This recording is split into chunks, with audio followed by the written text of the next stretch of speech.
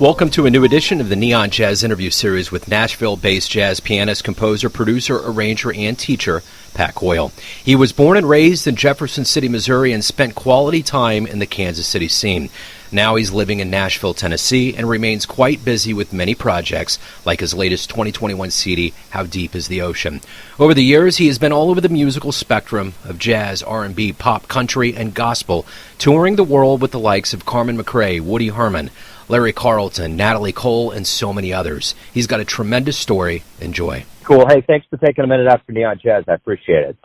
No problem. So let's talk about your latest CD, which is the proverbial question that's plagued the ages, how deep is the ocean? And I want to know, before we get to this actual project that's coming out during a global pandemic, during what we thought we were kind of getting out of and now we're getting back into, and there's ambiguity. How does it feel to have this link to the fans since there's been such an absence of live music for a while? Oh, well, it feels great. One of the silver linings of this whole thing was all the sessions I do online with people just took a huge leap. So, it would be a computer. I'm always overdubbing and sometimes producing projects and things like that. But this particular record was live in the studio, and we did it as safely as possible. And, it's nice to actually be in the studio with real people again, hoping that it keeps that way for a while, anyway. Yeah, for sure. Well, talk to me a little bit about now that you actually have this album out. How do you feel it came out? What do you ultimately want the listener to get from this experience? Well, this is, being a piano player, a jazz piano player, what most jazz piano players love most of all is playing trio. I mean, I had put out a trio record years ago, but this is my I haven't done it in a while, and it was nice to do it, especially with the guys I got to play with. I just hope people enjoy listening to it. It's very traditional, and it's arrangements of jazz standards, mostly with some originals. I think I did a classical arrangement in there too, and a couple of what I would call standard pop tunes. So I think it's a pleasant listening experience for most people. It's not a real adventurous jazz album, but it's just a real traditional jazz trio record. So let's go back to the beginnings of your life. I know you're in Nashville now, but talk to me about where you were born and raised and kind of how you got the jazz bug. Oh, I was born in Jefferson City, Missouri, and that is where I grew up. I was fortunate. I started piano lessons because my mom made me at age 8. It only took about a year for her to make me practice, and after about a year I was doing it on my own because I liked it. I was fortunate enough to have a really great band director in high school, a guy named Jerry Hoover, who encouraged me and actually hired me to play gigs when I was still in high school. So, a light bulb went off when I realized that I could do it for a living and enjoy what I do for a living. So I've never looked back. That's what I've done since then. I actually took I have a lot of friends in Kansas City. That's where you are, right? Yes. Yeah, I've played at the Blue Room many, many times with a bassist named Bob Bowman, Todd Strait, and a bunch of other people that lived there, and Stan Kessler, I believe. I remember in high school going there to take lessons from a really great jazz pianist, and I also remember meeting Pat Metheny at a jazz festival that he was at, and so I ended up sort of being, my roommate in college was Lyle Mays, and so I actually went and rehearsed with the Metheny band for a little while when they were thinking about adding a second keyboard player. But so my Kansas City roots are, pretty deep. I always loved that town. It's always considered it a great jazz town. That's wonderful, man. Yeah, what did you like the best about Kansas City when you really go back and think about your time? But when you think about the city, what you like the best about, whether it's the city or the scene? Well, I don't know. It's a comfortable place. I've never lived there, but it looks like a really comfortable place to live, where you have just enough culture. It's not a huge city, so it doesn't feel overwhelming in that sense, but there's a lot of great culture there. My sister lives there, so I visited quite often. And, the symphony and the I guess it's the opera house they have there. It's really great. And the Kansas City Jazz Festival was such a huge thing for a while. And when I was in high school, my high school jazz band played there, and that was always like, if you could go to the Kansas City Jazz Festival, that was like the highlight of the year. And the clubs there, there's so many great clubs to play, and there's so much talent. So it always felt like, a great town.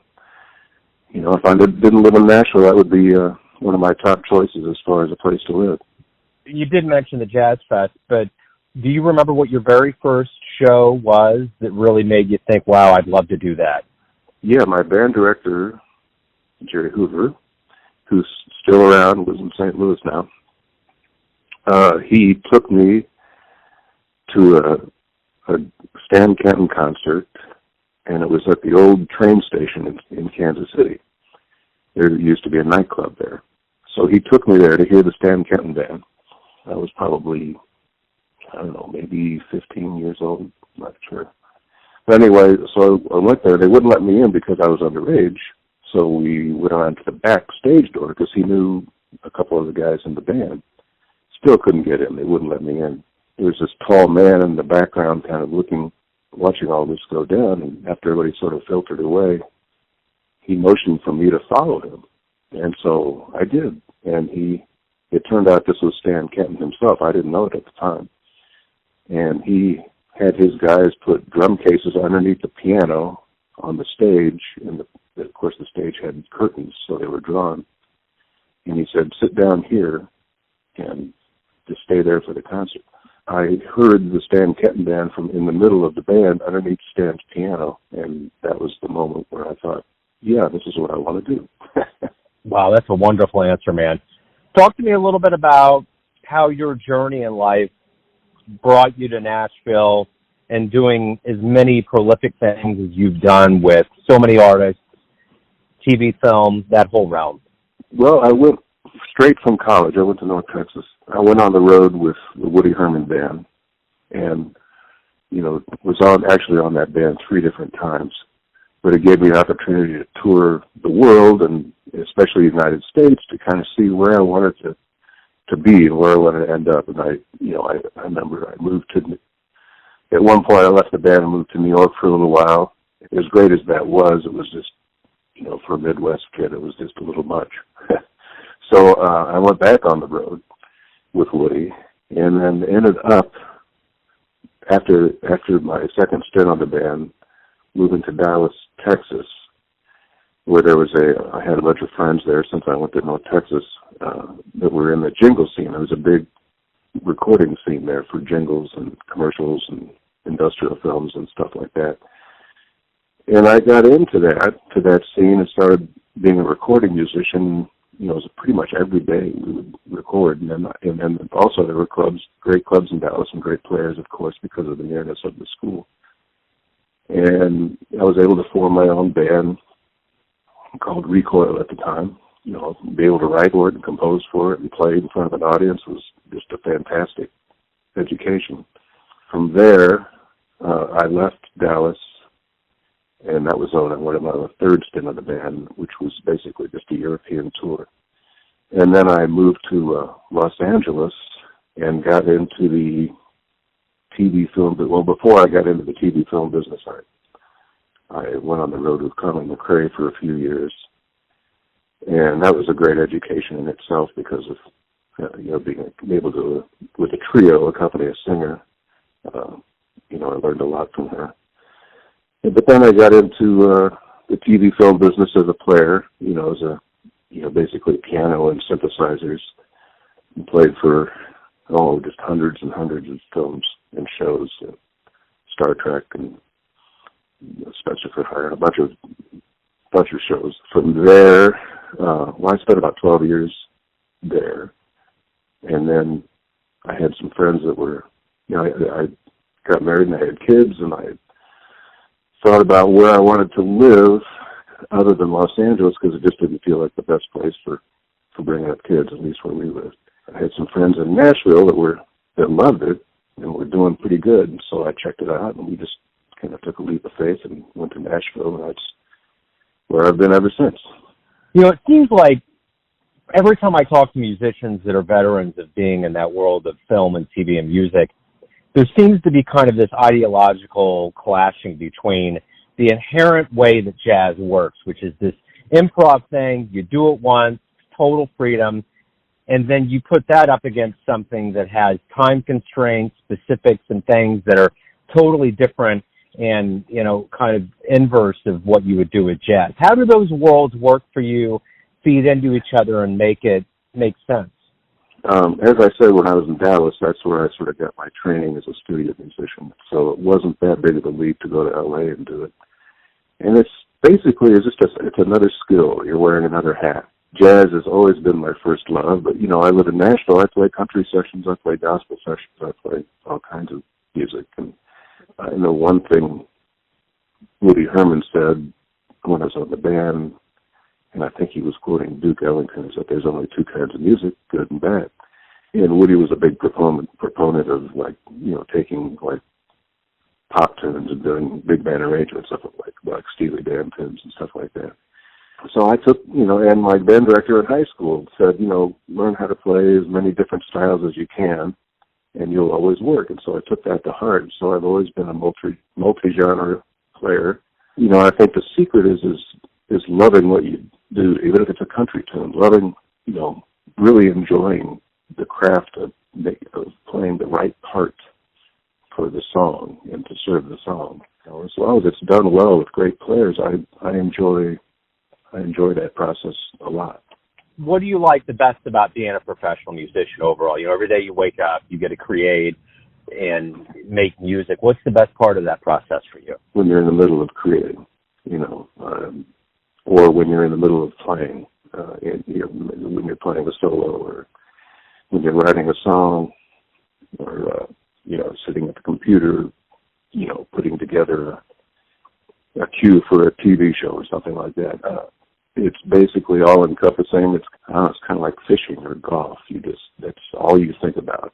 I know sometimes I'll come home from a session and I'll, you know, maybe it wasn't the best music in the world, or, you know, maybe there were some players you played with that didn't quite mesh with, and, you know, I'll complain to my wife and she'll say, do you realize how many people would love to do what you do? So I really try to remember that, and I consider myself very lucky to be able to do what I do. You've played with a lot of impressive people, you know, Michael McDonald, Ernie Watts, you know, all over the place in different genres, a lot of people that would be considered legends and luminaries. What have you learned from them that you, in turn, have tried to impart on your students? I mean, it's all a teaching, learning moment. What do they give you that you're giving back? I think it's the passion and commitment to the music and making it sound as good as possible. And it's the commitment and passion to constantly improve yourself, almost never be satisfied. You know, no matter how old a musician gets, I think most serious musicians are constantly trying to get better. I'm trying to think of a quote that Pablo Casals had, and I'm just it's escaping me right now. It's something about how he's, you know, it was something about how he was always striving to get better, even in his 90s. So yeah, I try to impart the joy of music to my students, and it's a passion, and it's an all-consuming passion. It's almost an obsession, and it almost has to be for someone to do it seriously. So everyone has a perception of you, an idea of who they think you are, your family, your friends, your fans, your students. But ultimately, you live your life. You have a perception of yourself. Who do you think you are? I'm a musician. I'm a father. I'm a grandfather, you know, and a friend and a brother, basically. Music has enabled me to have a pretty good life and raise a good family, allowed me to do what I want to do. So I really can't think of anything better than that. That's as far as who I am and all that. You know, I'm just a guy. I'm not a star, but I'm just a working musician. You know, making a living and trying to do the best I can and getting to be creative in the process. Beautiful, Pat. Thank you for taking some time out today with Neon Jazz, man. I appreciate it. No problem, and thank you very much. Thanks for listening and tuning in to another Neon Jazz interview, where we give you a bit of insight into the finest players in Nashville, Kansas City, and spots all over the world, giving fans all that jazz. And thanks to Pat for his time, energy, and cool. If you want to hear more interviews, go to Famous Interviews with Joe Domino in the iTunes Store. Visit Neon Jazz at youtube.com, and for everything Neon Jazz all the time, go to the neonjazz.blogspot.com. Until next time, enjoy the jazz, my friends.